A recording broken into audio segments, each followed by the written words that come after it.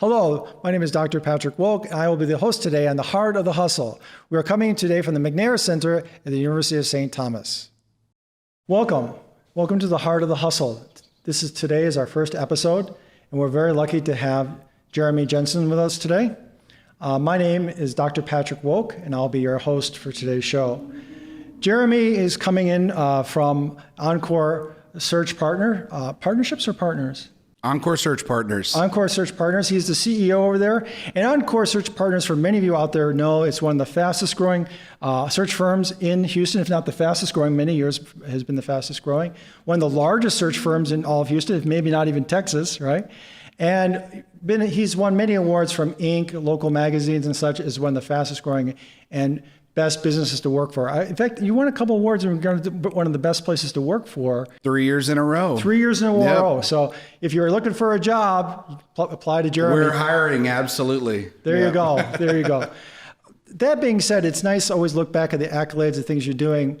It would be also good to hear a little bit about your business and the future plans. We were talking a little bit earlier on about your future plans and about kind of like where you're at in your business. So maybe you could tell us where your business is at this time and where you're looking to go maybe like 1 or 2 years in the future. Absolutely. Well, thank you for having me on. Such a pleasure to be here. I know we've had an opportunity to work on a few things in the past, and I love the students here at the entrepreneurship program. So Encore Search Partners, we're a 27-person executive search firm in Houston.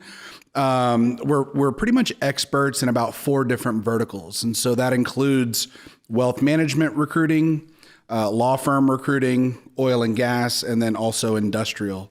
And so when you look at what we're looking to accomplish on the horizon, we want to eventually diversify into recruiting in the public accounting space, the investment banking space, and then also engineering consulting. And so started the firm back in 2013. Last year, a little bit of a down year due to COVID. Companies were laying off instead of hiring, but we still did about $5.5 million in revenue on about 150 transactions. And for your entrepreneurship students, they'll be glad to hear we did about 30% EBITDA on that. So to give you some insight into how lucrative the professional services industry can be. Very impressive, very impressive. And I'm sure it's really nice to look at it today, but when we look back, the early beginnings, those starting times, let's tell us a little bit, let's go back in time a little bit to those early days when you're first starting out. How did Jeremy start out in this industry? Where did it begin? I think we're all very interested in hearing that story. Sure. So funny story, and I'll try to keep it brief, but I was 24 years old working for a $50 million pipe valve and fitting distributor, working directly for the CEO. My base salary was about $60,000.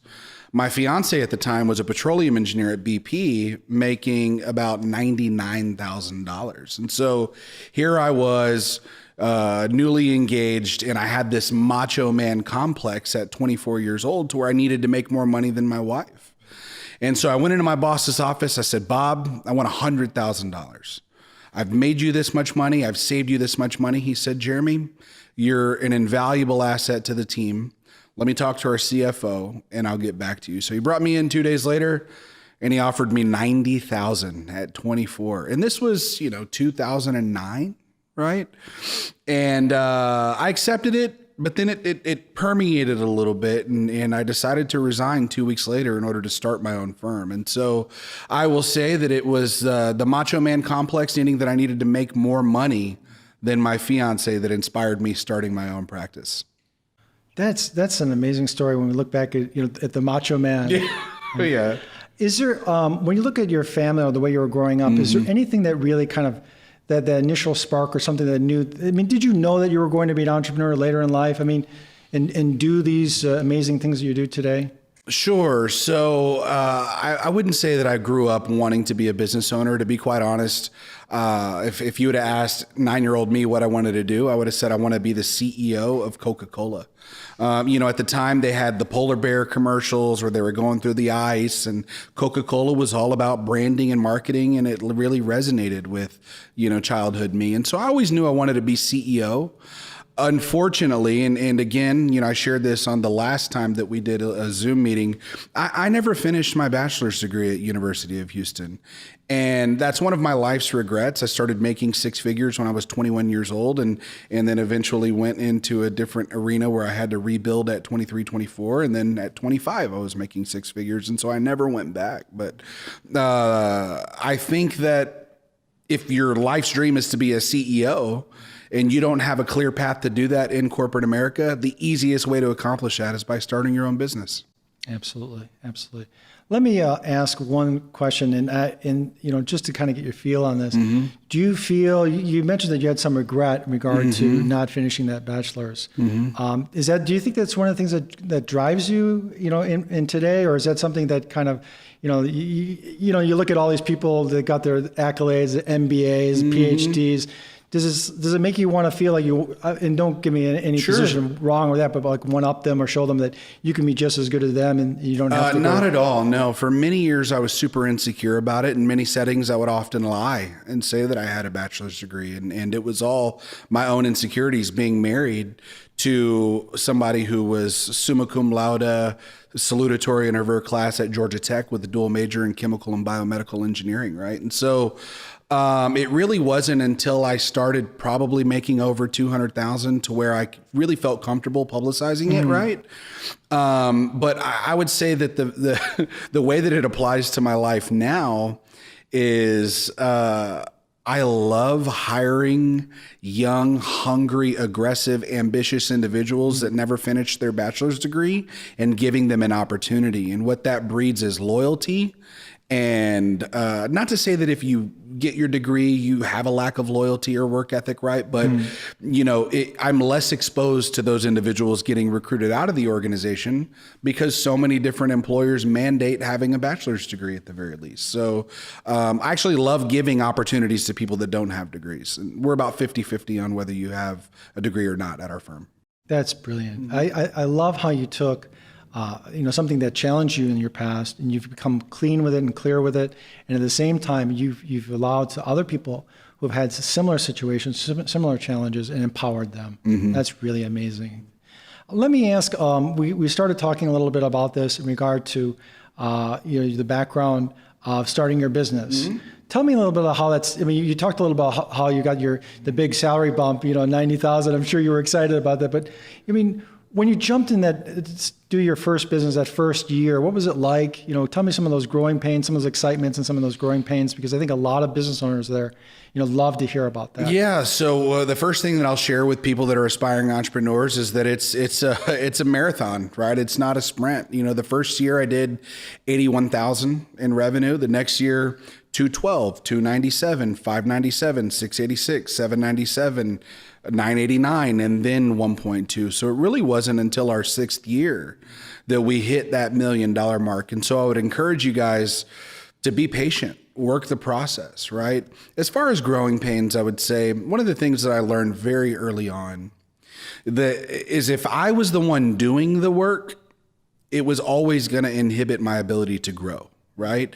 And so what I focused on was just selling, right? Because there's nobody more qualified to like sell other than like the passionate owner that believes in the product or service. Right. And so when individuals were ready to buy, then I had staff that would fulfill that business. And I think that's one of the common downfalls of entrepreneurs is they stay a solo shop, right? One employee, maybe two.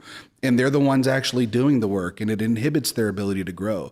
And in that case, it's not really a company. It's just a lifestyle business. Absolutely true. Absolutely true. And it's very exciting to hear the growth of your business and the development. And, you know, as an entrepreneur, previously a serial entrepreneur, I understand a lot of the challenges. And one of the things that, you know, was always a challenge or difficulty for me is the things that you have to give up in order to be successful. When you look back at the things that you had to give up, or maybe the things that were taken from you, you know, what are the things that you look back that you're regretful for, or maybe that, you know, maybe you want to change in the future? I mean, sure. What are those things that have been? Yeah. So we're operating with a finite number of time in this slot right here. And so I could probably talk for a couple of hours on that. But one of the things that I'll share very briefly is I was married to the love of my life for 9 years. And I've been married to my business for the last 11 years. Okay. And so, obviously business took somewhat of a precedent in my personal life, even over my wife, my children. And unfortunately, 2 years ago, my marriage ended in divorce. And so I would say that I really wish that I found maybe a little bit more work-life balance early on and focused on the reason why I wanted to become a millionaire and not just becoming a millionaire. That's an amazing thing. And I really, really appreciate you sharing that. I know it's challenging, when I myself has been through divorce, and I know it's a very difficult time. Is there anything that you're looking to do, as you were talking about work-life balance going forward, is there anything that you're looking to do or want to do to change your life into being a little more balanced or healthy? Absolutely. So I would say that I've already achieved my goals, right, over the last two and a half years being single. 3 years ago, I joined a group called the Entrepreneurs Organization. And basically, it's a co-op of over 14,000 global entrepreneurs. In order to qualify, you have to own the company, and you have to do over $1 million in revenue. So it's mildly exclusive. But what that did was it created an environment where I could be around people that would motivate and inspire me to reach new heights that I didn't even know that I was capable of. And that's not only in my business, but in my personal life as well, with the freedom and flexibility and going on trips with them and doing exotic encounters and fine dining experiences and stuff like that. And so I would say that I've achieved a lot of freedom whenever it comes to time, right? And then also with me kind of splitting my time 50-50 inside of the office and outside of the office, it really allowed my team to grow more because I hired people to fill in the gaps, right? I wasn't the control freak anymore. And so I would say always surround yourself with people that are better than you. That way they can motivate and inspire you to reach new heights. That's an amazing story, and I appreciate you sharing. Yeah, for sure.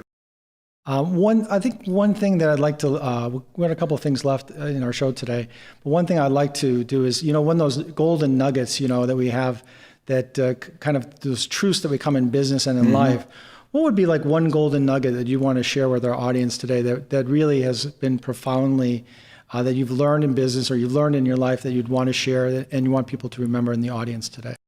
Yeah, sure. So I'll just kind of reiterate, surround yourself with people that are better than you, right? If you're the smartest guy in the room, then you're in the wrong room, right? And so that's where I want your audience to really resonate today. And if that means that you have to be in certain professional organizations or student organizations of individuals that have a similar end game, right? Pour that knowledge into one another, and you'd be surprised at what you're able to accomplish. And that's a beautiful thing to leave the audience with, and I really appreciate. Jeremy, thank you very much for your time today and sharing with our audience. I think you've really showed a lot of different sides, the success and the heart of the entrepreneur, the real challenges that we go through as being entrepreneurs, and I really appreciate your time today. Absolutely. Thank you for having me out. Our pleasure. Thank you. Thank you for joining us today from the Heart of the Hustle. Great episode with Jeremy Jenson. See you at next episode and next Heart of the Hustle.